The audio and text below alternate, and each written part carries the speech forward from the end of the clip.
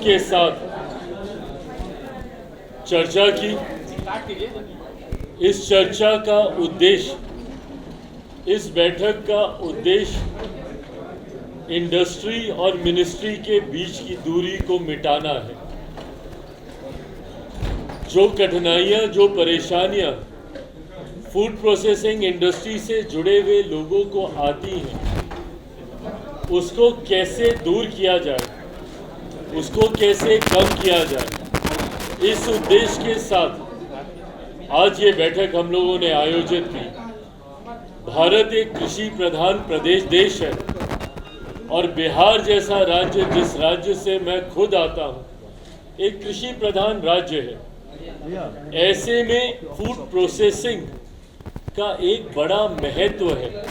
बिहार जैसे राज्य को विकसित राज्य बनाने की दिशा में आगे लेकर जाने के लिए जब मुझे मेरे प्रधानमंत्री आदरणीय नरेंद्र मोदी जी के द्वारा इस विभाग की जिम्मेदारी नहीं भी दी गई थी, तब भी मैंने बिहार फर्स्ट, बिहारी फर्स्ट के माध्यम से अक्सर इस बात का जिक्र किया था कि कैसे फूड प्रोसेसिंग यूनिट के माध्यम से, फूड प्रोसेसिंग इंडस्ट्रीज के माध्यम से कैसे हम लोग अपने प्रदेश को विकास की गति दे सकते हैं। अगर हमारे राज्य में अलग अलग जगह पे प्रोसेसिंग यूनिट्स खुलते हैं तो न सिर्फ हमारे किसानों को इससे आर्थिक लाभ होगा, बल्कि हमारे राज्य का राजस्व भी बढ़ेगा और हमारे प्रदेश के युवाओं को रोजगार के अवसर भी मिलेंगे। और जब मैं प्रोसेसिंग यूनिट्स का जिक्र कर रहा हूं तो मैं बड़े उद्योगों का ही जिक्र नहीं कर रहा हूं, मैं उन छोटे उद्यमियों का भी जिक्र कर रहा हूं जिन्होंने छोटे स्तर पर ही सही पर एक अपनी पहचान बनाकर जॉब सीकर से जॉब गिवर्स की भूमिका में वो लोग आए हैं। भले वो स्मॉल एसएचजीज हों या माइक्रो एंटरप्राइजेस हों, और बड़े उद्योग तो हैं ही इसमें जिन्होंने अपना योगदान देने का काम किया। ऐसे में आने वाले दिनों में बड़ी सोच के साथ हम लोग बिहार में प्रोसेसिंग यूनिट्स को बढ़ावा देने के लिए हम लोग कार्य कर रहे हैं, जिसका जिक्र आने वाले दिनों में और प्रमुखता से मैं आपके साथ करूंगा। पर उस दिशा में जो बाधाएं हैं, जो अड़चनें हैं, उसको कैसे हम लोग दूर कर सकें, उस उद्देश्य के साथ आज इस बैठक को हम लोगों ने आयोजित किया, जहां पे ऐसे लोगों को हम लोगों ने अपनी बातों को रखने का मौका दिया जो इस उद्योग के साथ लंबे समय से जुड़े हुए हैं। इस उद्योग को बढ़ावा देने के लिए उनके सुझावों को भी हम लोगों ने सुना।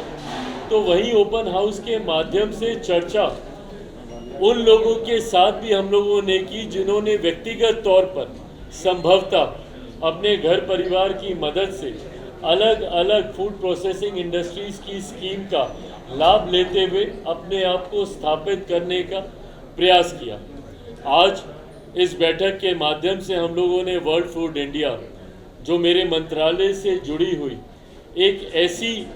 एक ऐसा इनिशिएटिव है जो न सिर्फ राष्ट्रीय स्तर पर बल्कि अंतर्राष्ट्रीय स्तर पर भी फूड प्रोसेसिंग इंडस्ट्री से जुड़े हुए लोगों को एक प्लेटफॉर्म पे लाने का प्रयास करता है।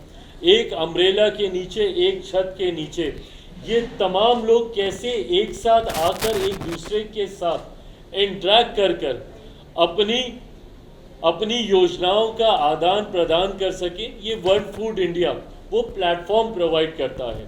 पिछले साल भी 2017 से हम लोगों ने वर्ल्ड फूड इंडिया की शुरुआत की, पर बीच के कुछ साल पेंडेमिक की वजह से, कोविड की वजह से हम लोग इसको निरंतरता में चला नहीं पाए। पर पिछले साल से पुनः हम लोगों ने इसकी शुरुआत की है और इस उद्देश्य के साथ कि हर साल इस इनिशिएटिव को भारत में किया जाए ताकि विदेशों से भी जो लोग आए, ना सिर्फ वो अपनी टेक्नोलॉजी का प्रदर्शन भारत में कर सकें, बल्कि भारत के जो यंग स्टार्टअप्स हैं या जो ऐसी टेक्नोलॉजीज़ हैं उसको भी एक इंटरनेशनल मार्केट मिले अपनी चीज़ों को प्रदर्शित करने को लेकर।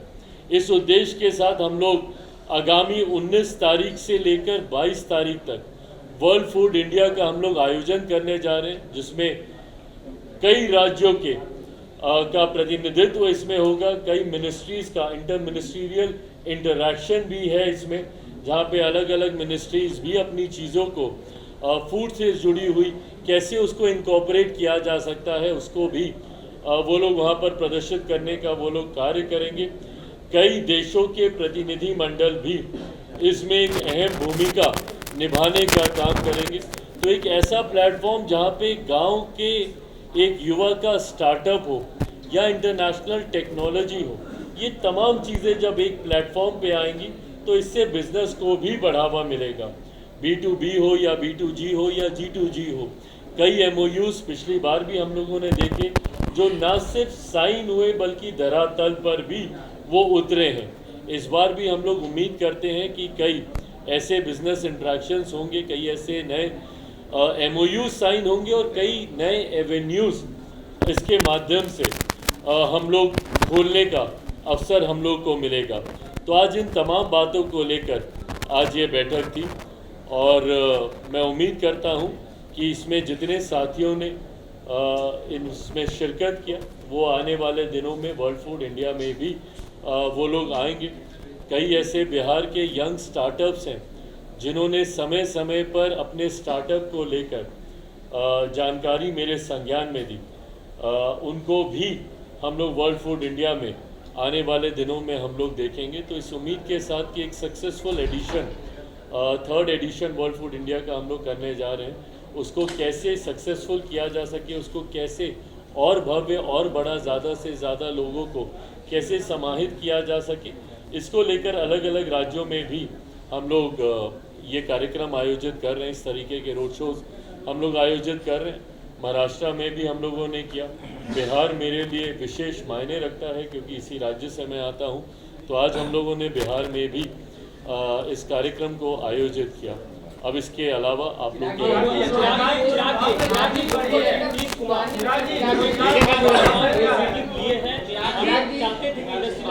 लेकिन बिहार में अभी तक जो एक स्ट्रॉन्ग पोजीशन में इंडस्ट्री लगना चाहिए, आपने कहा था फर्स्ट बिहारी, जाहिर तौर पर ये इनिशिएट आपका है, लेकिन आपको क्या लगता है कौन सी ऐसी अड़चनें हैं जिसमें यहाँ पर इंडस्ट्रीज फोकस नहीं हो पा रही? देखिए, इसी को लेकर आज हम लोगों ने चर्चा की है कि कहाँ पे दिक्कतें आ रही हैं, ताकि केंद्र सरकार और राज्य सरकार मिलकर हम लोग उन बाधाओं को दूर कर सकें।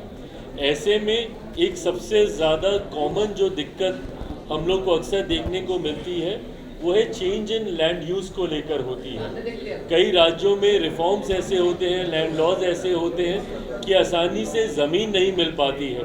कई राज्यों में NOCs मिलने को लेकर भी, क्लियरेंसेस मिलने को लेकर भी दिक्कतें आती हैं।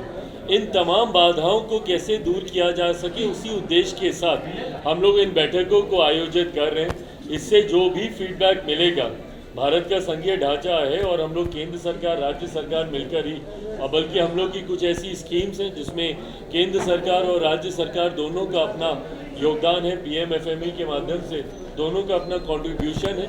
तो ऐसे में इन तमाम जानकारियों को लेकर जो भी समस्या है उसको राज्य सरकार के साथ मिलकर उसको जल्द दूर किया जा सकेगा, ताकि आने वाले दिनों में इस उद्योग को केला का उत्पादन ज्यादा है और यहाँ के लिए आप लोग प्लानिंग कर रहे हैं, सांसद भी है, हाजीपुर का जिक्र हो रहा है, वहाँ का सांसद भी है, केला का उत्पादन वहाँ ज्यादा है, कुछ बेहतर हो सके, इंडस्ट्री लग सके, इसको लेकर कुछ प्लानिंग चल रही है? भाई बिल्कुल इसको लेकर चर्चा चल रही है, और जैसा मैंने कहा कि मेरे लिए ये विषय आज से ही नहीं, और बल्कि मैं कहूँ तो मुझे लगता है कि शायद मैंने इतना इस बात को मैनिफेस्ट कर लिया था। मैंने हमेशा चुनाव प्रचार के दौरान भी आप लोगों ने सुना होगा, और मैंने बिहार फर्स्ट बिहारी फर्स्ट के माध्यम से लगातार फूड प्रोसेसिंग का ही मैंने जिक्र किया। तो मुझे लगता है कि मैंने इतना मैनिफेस्ट कर लिया कि अंतोगत्वा मेरे प्रधानमंत्री जी के द्वारा मुझे इसी विभाग की जिम्मेदारी दी गई, जिसका आपने जिक्र किया। अलग अलग क्षेत्र में अलग अलग उत्पादनों को मद्देनज़र रखते हुए कैसे प्रोसेसिंग इंडस्ट्रीज़ वहाँ पे लाई जा सके, जो एग्जिस्टिंग है उसको कैसे और बढ़ावा दिया जा सके, इसी दिशा में हम लोग कार्य कर रहे हैं। हमारे साथी ने पूछा कि कितने रोज़गार हम लोग देंगे। भाई मैं संख्या में अपने आप को मैं कतई नहीं बांधूंगा, बट हाँ, ये एक ऐसा विभाग है जिसके माध्यम से रोज़गार के कई अवसर उत्पन्न किए जा सकते हैं। इसके माध्यम से जॉब अपॉर्चुनिटीज़ हम लोग क्रिएट कर सकते हैं, जिस दिशा में मैं और मेरा मंत्रालय पूरी गंभीरता से कार्य कर रहा है। चिराग जी बिहार में इतना अनाज जो है नष्ट हो रहा है, कल आपने संसद में भी कहा कि केरल पूरा खा सकता है, तो क्या आपकी प्लानिंग है कि बिहार के किसानों का अनाज वो नुकसान नहीं हो? नहीं, बिल्कुल। उसके लिए यहाँ वेयर हाउस जैसा आप कुछ बनाए? बिल्कुल, सिर्फ बिहार के ही किसान नहीं, ये देश भर में।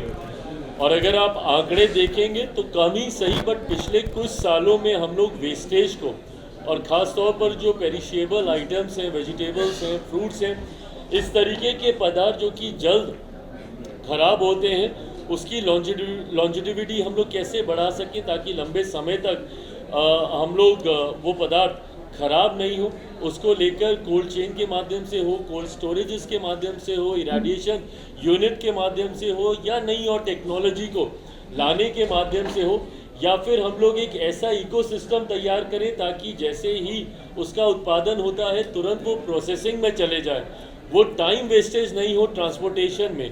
इन तमाम अलग अलग दिशाओं में हम लोग काम कर रहे हैं। काफ़ी हद तक हम लोग इसमें कमी ला पाए हैं, बट और इसको कैसे पूरी तरीके से नियंत्रित करें उसके लिए भी विभाग कार्य कर रहा है।